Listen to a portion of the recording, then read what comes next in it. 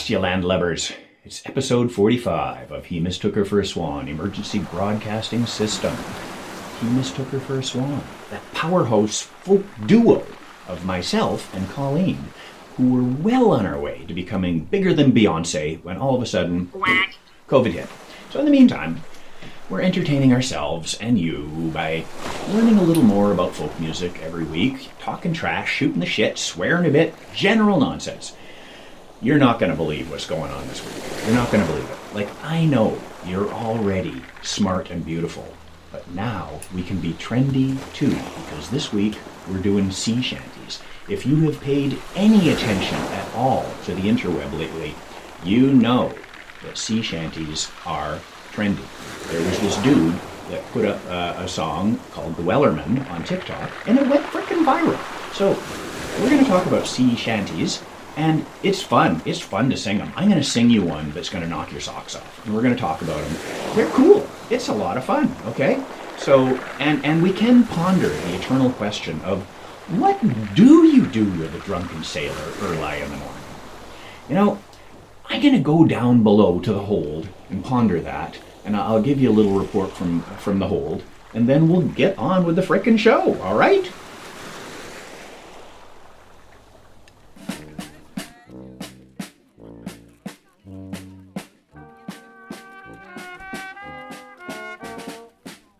All right, we're down in the hold. I'm looking for leaks. I don't know what was up with that sausage. Sorry about that, guys. Anyway, it's Super Bowl Sunday, right? It's Super Bowl 55, Tampa Bay, Kansas City. Anyway, on to the news I give a rat's ass about. On this day in 1965, George Harrison got his tonsils out. Now, that's news you can use, all right? It's Charles Dickens' birthday, and he had some great quotes about the sea. There's one where he's talking to his girlfriend about the sea, and he just goes, I want to know what it's saying. I want to know what it's trying to tell me. Talking about the lapping of the waves and the crashing of the waves. That's pretty evocative stuff. Dickens, great novelist, wrote some of the greatest novels in the English language. Go read some. You got time in your hands, right?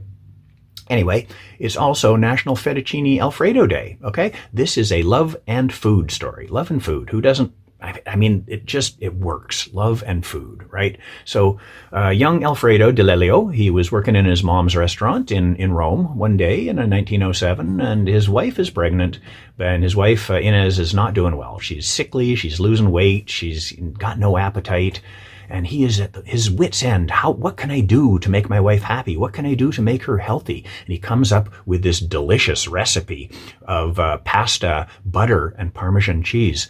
And sure enough, it works like a charm. And she gains weight, has a healthy young boy, Armando. And then Alfredo goes and starts up his own restaurant, and he's serving his famous Fettuccini Alfredo, and he's getting pretty famous. Douglas Fairbanks and Mary Pickford drop by one day in 27. They love it so much that they give Alfredo a gold spoon and fork, which they engrave, like thanks for the great meal. And he uses the gold spoon and fork ever after that to always serve his guests. And I guess he's a bit of a ham.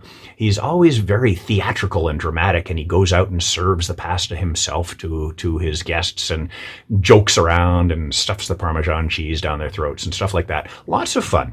Anyway, he sells the restaurant in 43. To two of his waiters, and they keep the restaurant going. But then his son Armando decides to reopen the family business in the early 50s, and they have like these Alfredo wars between the two restaurants. The greatest Alfredo, the real Alfredo, the king of Alfredo, the freaking Godzilla of Alfredo. So on and on and on. Anyway, it's a great recipe. The original one doesn't have cream, okay? So we just do that in North America. I don't know why. Why do we do that? Anyway, it's delicious. Go make some, or just order some in. I don't know. Anyway, sea shanties. Sea shanties are work songs, so they're fun to sing now, okay, for us landlubbers. But in the olden days, it was grueling, hard work. And it's an interesting story, okay? So I'm going to play you this sea shanty called Lever Johnny, which not lever, not like a lever. Leave her, Johnny, okay? And it was a real sea shanty call and response, a thing that they would use when they're laboring, toiling on the old clipper ships, all right? So check this out, all right?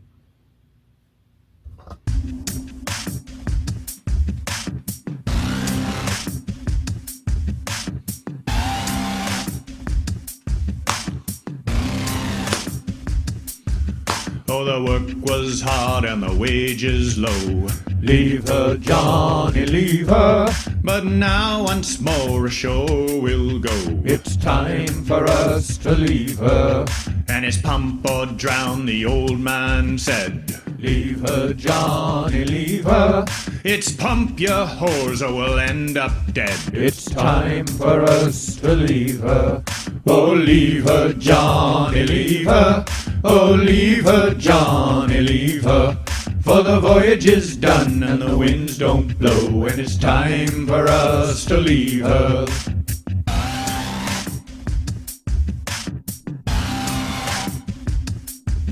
Well, the winds were foul, all work, no play. Leave her, Johnny, leave her. To the Liverpool docks from the Frisco Bay. It's time for us to leave her. Oh, the rats are gone and we the crew. Leave her, Johnny, leave her. It's damn high time we left her too. It's time for us to leave her. Oh, leave her, Johnny, leave her. Oh, leave her, Johnny, leave her. For the voyage is done and the winds don't blow, and it's time for us to leave her.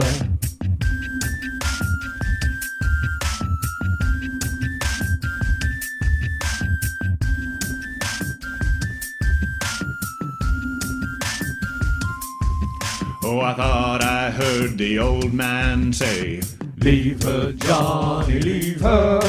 tomorrow you'll all get your pay. It's time for us to leave her. Oh, the work was hard and the voyage was long. Leave her, Johnny, leave her. The sea was high and the gales were strong. It's time for us to leave her. Oh, leave her, Johnny, leave her. Oh, leave her, Johnny, leave her. For the voyage is done and the winds don't blow, and it's time for us to leave her.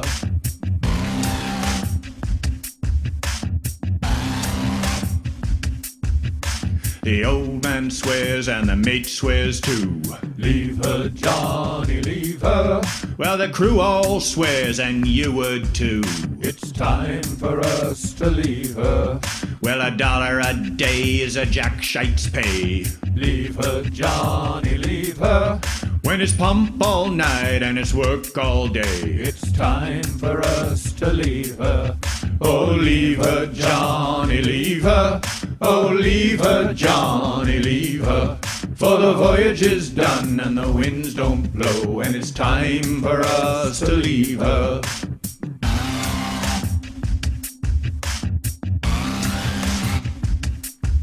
Well, the sails are furled and the work is done. Leave her, Johnny, leave her. And now ashore we'll have some fun. It's time for us to leave her. We'll make her fast and stow our gear. Leave her, Johnny, leave her. 'Cause the gals are waiting on the pier. It's time for us to leave her. Oh, leave her, Johnny, leave her. Oh, leave her, Johnny, leave her. For the voyage is done and the winds don't blow, and it's time for us to leave her. Oh, leave her, Johnny, leave her. Oh, leave her, Johnny, leave her. For the voyage is done and the winds don't blow, and it's time for us to leave her.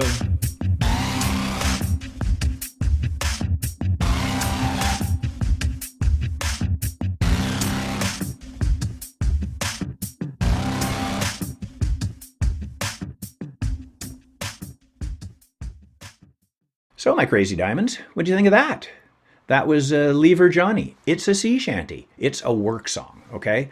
There are a ton of cool folk songs about the sea. You know, scary stuff like mermaids and selkies and whales and cannibals and ghost ships and falling off the edge of the friggin' world. Those aren't sea shanties. Those are just folk songs about the sea. Nothing wrong with that. They're just not sea shanties, okay? Sea shanties are work songs, and they're specifically designed so that a bunch of guys can do something rhythmically together to get a really frickin' tough job done. You know, like raising an anchor. Everybody's got to pull together. If they're not pulling together, that anchor ain't coming up, right? So that's what a sea shanty is good for.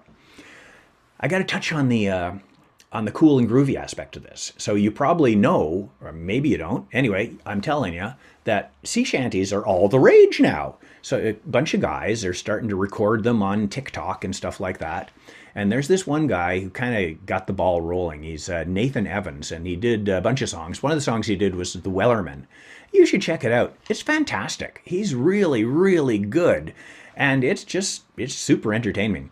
Now there are some naysayers, some wet blankets, some ethnomusicologists who are going, that's not really a sea shanty because it's not a call and response.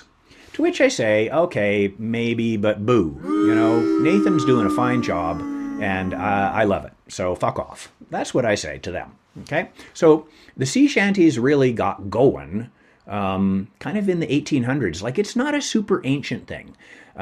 There was probably always some singing on boats, but in the 1800s, there was the rise of the commercial shipping around the world, which was moving goods around from England to San Francisco and around Cape Horn and stuff. They're moving all sorts of stuff around, and basically these shipping companies, they were cheap bastards and they kept cutting back. So they wanted to do as much as they could with as few men as they could. So it got to the point where it was just frickin' difficult to do everything you needed to do. Like, those old sailing ships needed a lot of work. You want to move those sails around? That's not like your little dinghy you sail out on Grenadier Pond, buddy. That sail is like as big as a fucking house. Okay, so it took a bunch of guys a lot of effort to run these things. These boats needed to be pumped out, the anchors needed to be pulled up, sails needed to be moved around. It took a lot of manual effort from a bunch of guys, okay? And basically, the way that they found that they could make it all happen was using shanties to some extent, because they had to pull together and they had to push together to make all this shit happen.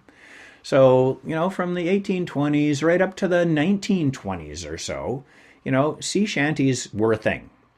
So sailors in the olden days, they would never sing a sea shanty on dry land. Sea shanties were like the miserable shit they had to do when they were working. It was hard work, and it was difficult, and yeah, it helped them get the job done, but it wasn't fun.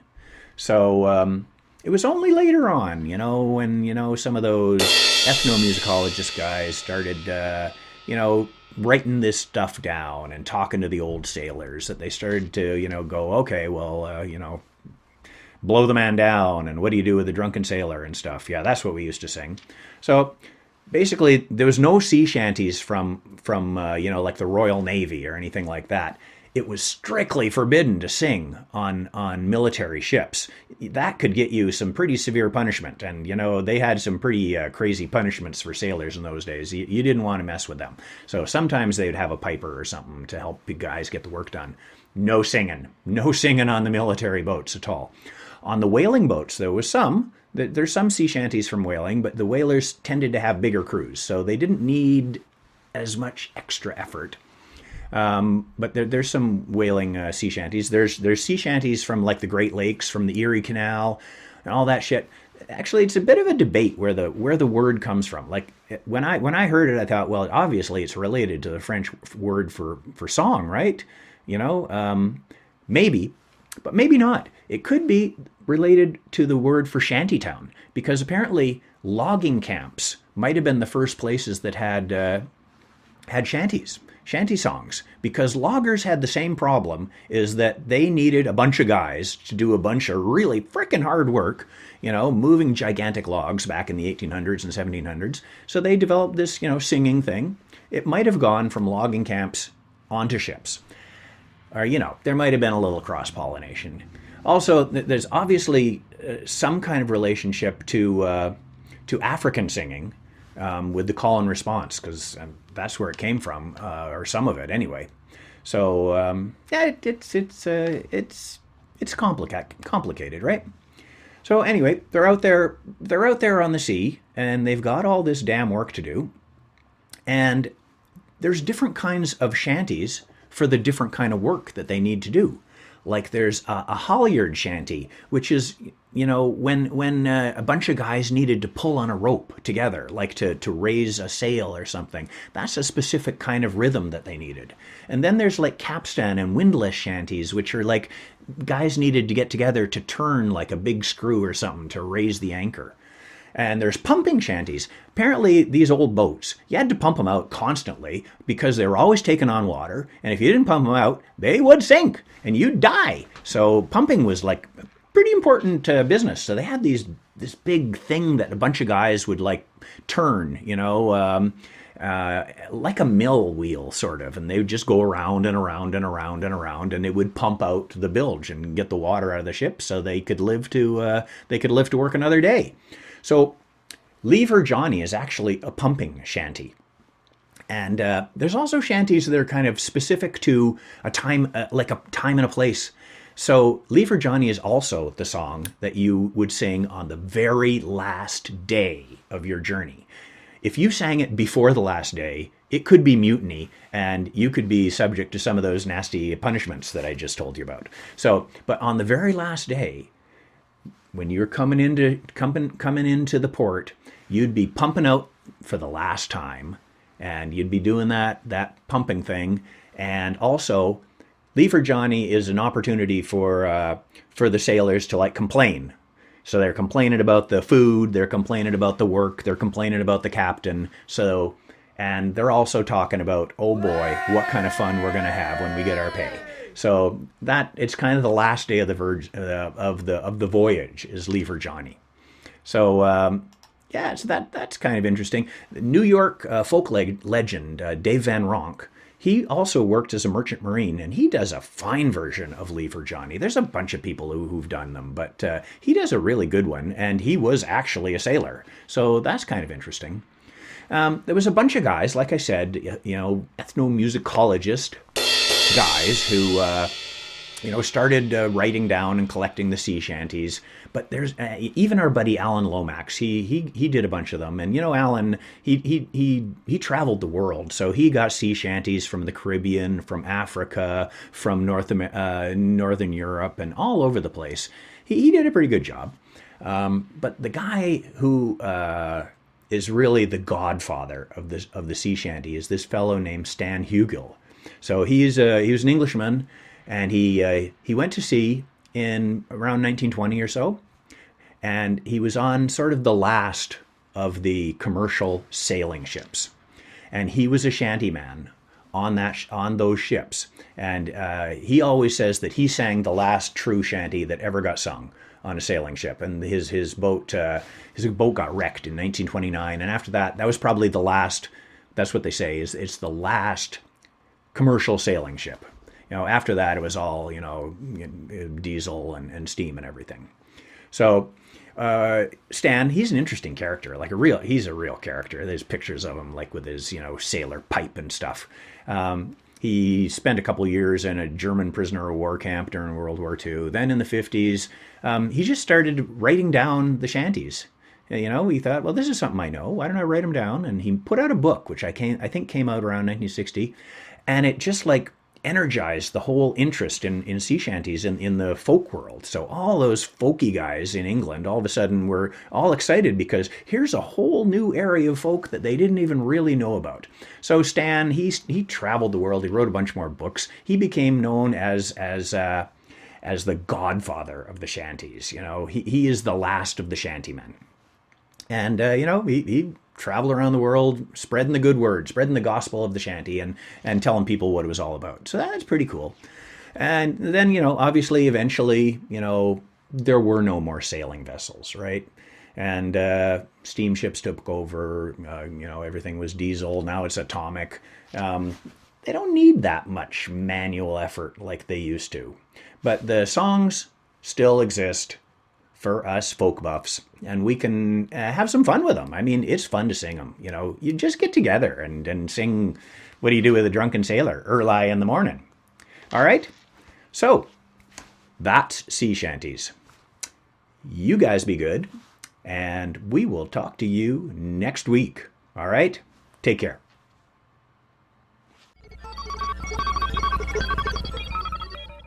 In other breaking nautical news, gigantic goldfish are taking over Hamilton Harbour. People keep flushing their goldfish down the toilet, and they live, and they turn into these giant Godzilla goldfish. Stop it. Stop doing that. Also, in our annual Rite of Knucklehead passage, people keep driving their cars and pickup trucks out on the ice on Lake Simco, and they fall into the lake. People, they're cars. They're not boats. They're not boats. And that's it for nautical news today.